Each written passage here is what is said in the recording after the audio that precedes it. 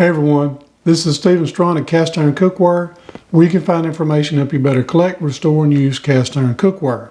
Today I'm going to do a little bit of an unboxing. I got two boxes to unbox. Both of them are from eBay, and we're going to be doing that coming right up.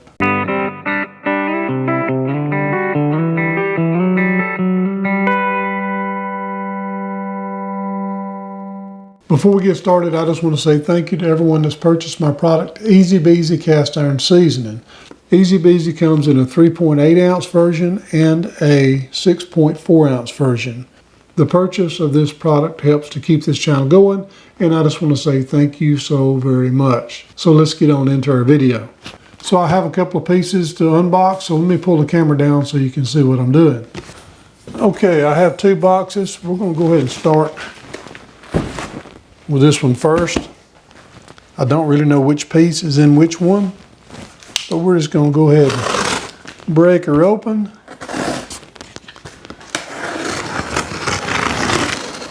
We're going to see how well it's packed. Now I can say this, there's a little bit of movement, but not a whole lot. Oh, they've also got a little extra tape on the sides, which is good. Okay, right away, let's see what we're good. We got a lot of paper. A lot of paper. So this will cancel out a lot of movement right here. Have some bubble wrap in there as well for a little extra padding. And more paper. Now, I will say they really packed this top great. But this is a little bit of a boo-boo as far as the bottom. They only have one piece of paper on the bottom. There is no protection on the bottom. Now, cast iron is not indestructible.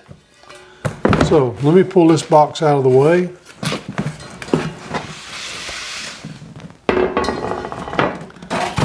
Load all the stuff back in it. We'll use this for a future shipment going out. We're going to go ahead and open the other box before we show the pieces and just kind of do a comparison of how well they've shipped the second box. Two completely different sellers, so let's pull the camera down again and check this one out. This one here doesn't have any movement at all. Of course, the other one didn't have any movement either, but I'm really disappointed in the other one, the way they did it. The bottom was not protected at all. And this is double flapped, and they really went to town with the tape. So they've done a good job so far. Now we have extra cardboard. This is a really big box that they cut down. Paper like this is really good. So we have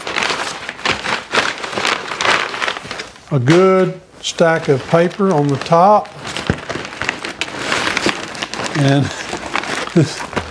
also have a big stack of paper on the bottom. So this piece right here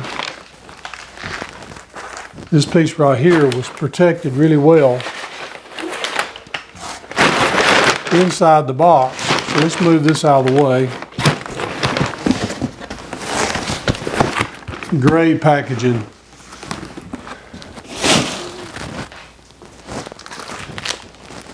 Not only is the packaging, the outside of the box good, we have really good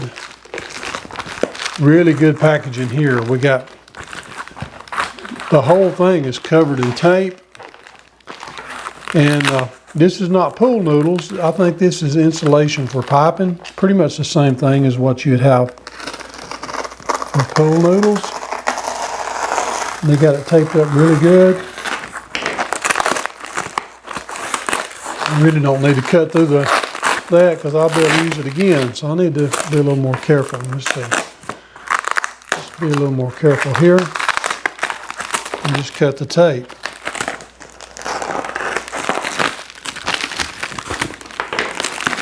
This thing is wrapped in a cocoon.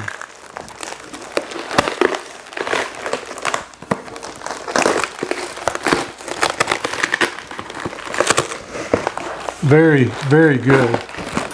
Very, very good packaging. So, let's set this aside. We may use this shipping out something else in the future from here.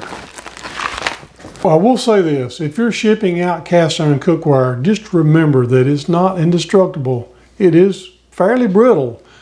The weight of it makes it easy to break, because when you drop it on a weak part, on the handle or a smaller casted part of the piece, then the weight of the piece will help it to get broken much faster. So the first one was potentially packed pretty good, except for I was disappointed with the fact that they only had one layer of paper on the bottom. They should have started off with half of the paper they put on the top on the bottom and evened it out. Other than that, it was packaged really well. Thankfully, the little handles were facing upwards, and this piece does have a little extra support on the bottom. So it was okay, but it could have been much better. And the second piece was packaged fantastic. I mean, you could have packed glass in there and it wouldn't have had any problems at all.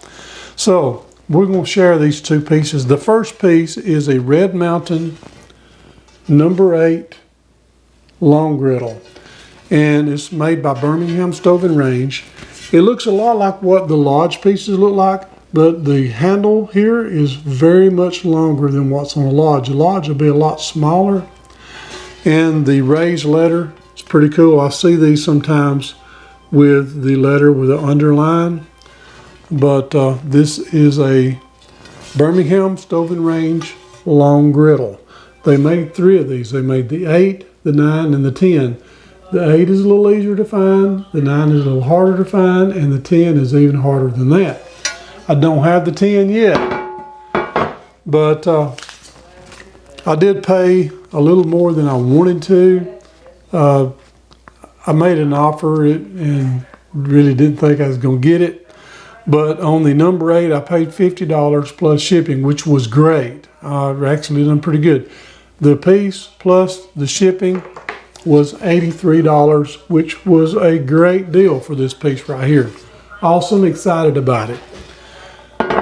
The other piece has the same kind of handle. It's really long. It sticks out a long ways.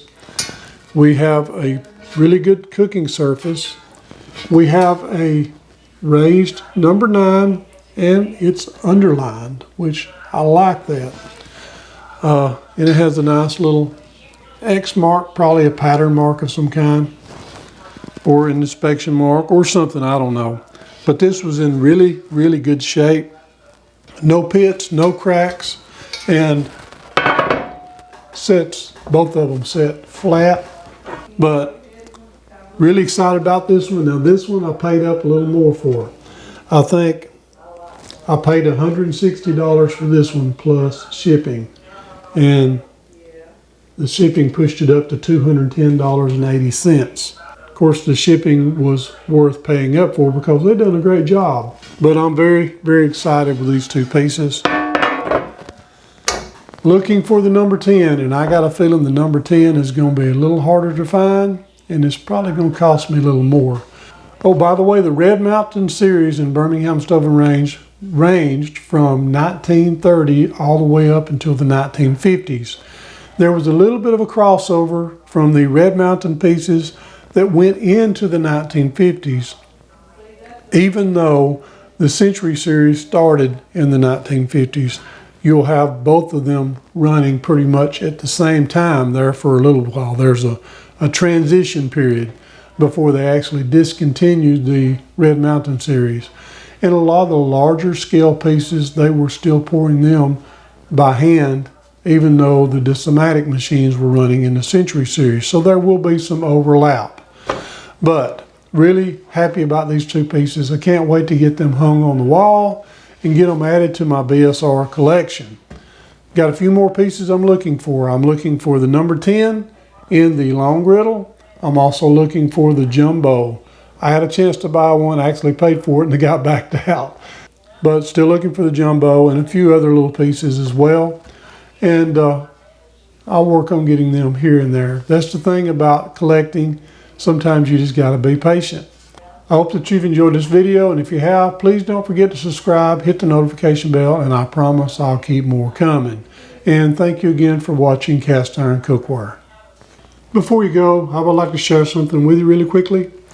In Proverbs chapter 30, verse 5, it says, "Every word of God is pure. He is a shield unto them that put their trust in him." I just want to say, share the word and be a blessing.